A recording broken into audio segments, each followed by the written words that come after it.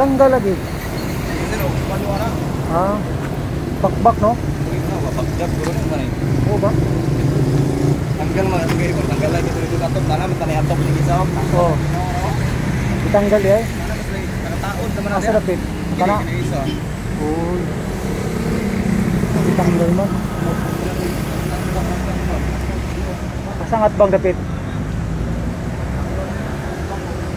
Panadiro mo. Ha? Sa Panadiro, nabot sa Panadiro. Manadiro? Isa lang na sa Tanggal no?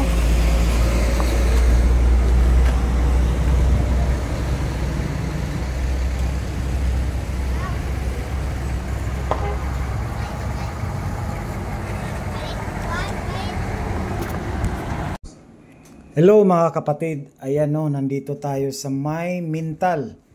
Dito po ito sa May Davao Bus Project no na ginawa dito no, malapit ito sa may school. So according sa pag-research natin ito mga kapatid, talagang binablog natin ito noon no. Actually 2 years na po itong na-delay nung nag-sign po no yung presidente at saka sa mayor no na si Basti Duterte. That was yung pag-open po no ng Coastal Road Times Beach. Ayan no. So I think mga 2 years 'yon mga kapatid. So ayan, 1,000 bus stop pala ito pag natuloy-tuloy na ang gagawin.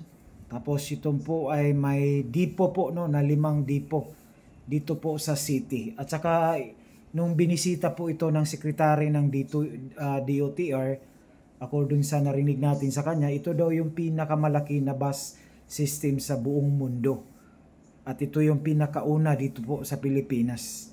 So, kaya po ito na-delay dahil po sa mga inaasikaso po ito ng mga right of way. Pero talagang nasa 60% na daw yung right of way nito. So, at saka yung project cost, total project pala nito mga kapatid ay talagang 76 billion. No, so yun po no.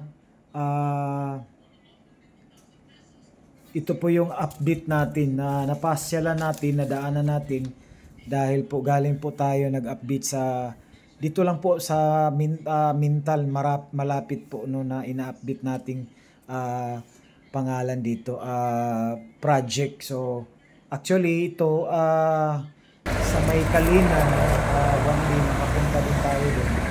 I-update din natin yung driving school doon no na ginawa diyan sa may Kalinan no. So yun po ay phase 1 no sa Davao Bus Project. So yun mga kapatid no, hanggang sunod muli at maraming salamat sa panonood, and don't forget to subscribe, like and share. Bye and God bless you all.